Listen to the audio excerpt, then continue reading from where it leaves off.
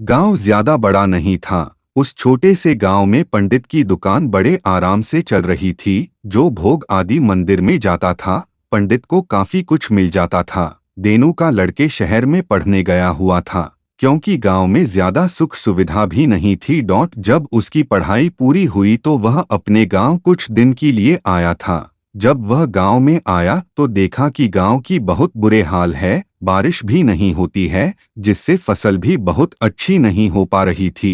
देनू का लड़के जब गांव में अंदर आ रहा था, उसकी नजर गांव की मंदिर पर गई थी। मंदिर में जाने की इच्छा हुई तो वह मंदिर की अंदर चला गया। मंदिर में बहुत सारा भोग रखा हुआ था। यह सब पंडित जी के लिए था। लेकिन मंदिर की बाहर भूखे बैठे लोगों को खाना कौन देगा? क्या ये भगवान के प्रसाद को भी नहीं पा सकते हैं? ये सभी लोग भगवान के दरवाजे पर बैठे हैं, क्या इनके लिए कुछ भी नहीं है? कोई क्यों नहीं सोचता है इनके बारे में? हमें सभी को चाहिए कि इनके बारे में भी सोचे। जब देनू का लड़के घर आया तो अपने पिताजी से पूछा कि आप तो अच्छी हालत में भी नहीं हैं, बारिश के कारण फसल भी ठीक नहीं हो पा रही, पर भगवान के पास तो सब कुछ है। मैं मंदिर से आया हूँ, मैंने देखा है कि पंडित के पास खाने के लिए सब कुछ है, पर यहाँ तो लोग भूखे बैठे हैं। देनू ने कहा कि वह सब तो भगवान का प्रसाद है, जो सभी लोग अपनी इच्छा से देते हैं।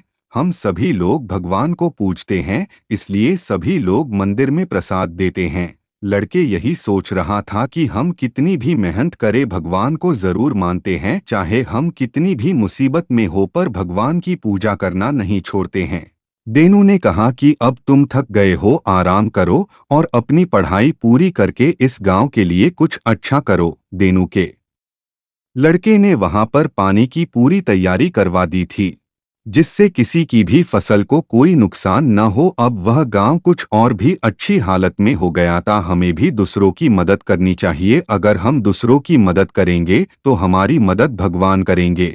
इसलिए आगे बढ़े और सबका साथ दे। क्या तुम जानते हो यह लड़का कौन है और कहां से आया है? क्योंकि मुझे यह बहुत उदास लग रहा है। ऐसा लगता है कि यह बहुत परेशान है। इससे पूछना चाहिए कि तुम कहां से आए हो। कुछ लोग उसके पास जाते हैं और इस बारे में पता करते हैं कि कहां से आया है। तभी वह लड़का रहता है कि मैं बहुत दूर से आया हूं, मुझे काम की तलाश है, पर किसी ने भी मुझे अभी तक कोई काम नहीं दिया है, जिसकी वजह से मैं परेशान हो रहा हूँ। मैं यहाँ पर नया हूँ और किसी को भी नहीं जानता हूँ और मेरे रहने की बहुत बड़ी समस्या आई है। गांव मेरे लिए बहुत ही अजनबी है। मैं दूसरे गांव से आया हूँ। सभी लोग कहते हैं कि अगर तुम परेशान हो तुम्हारी मदद कर सकते हैं, इसलिए तुम्हें हमारे साथ चलना होगा। वह लड़का उनके साथ जाता है और वह लोग उसे काम लेना शुरू कर देते हैं, क्योंकि वह काम करने यहाँ पर आया है और काम की ही तलाश कर रहा था। उस लड़के को एक काम दिया जाता है, उस काम को पूरा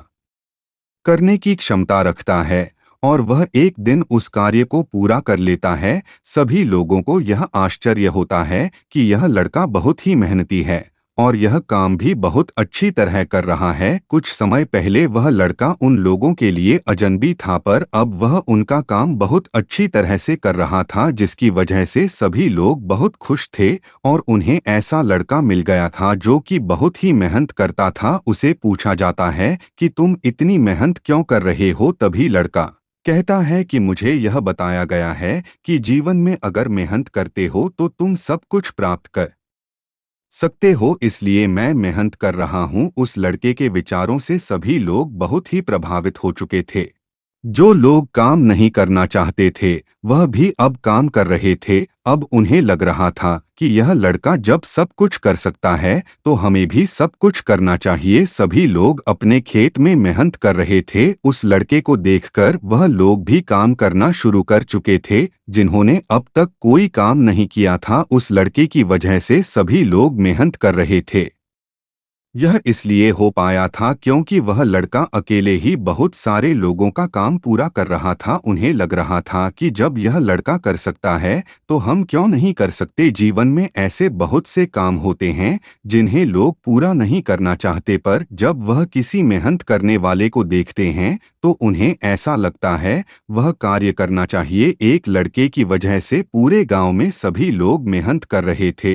यह कहानी हमें यही कहती है कि जीवन में हमें भी मेहनत करनी चाहिए। अगर हम मेहनत करते हैं तो हम सभी कार्यों को पूरा कर सकते हैं। अगर आपको यह जीवन में मेहनत जरूरी है हिंदी कहानी पसंद आई है तो शेयर करें, कमेंट करके हमें बताएं।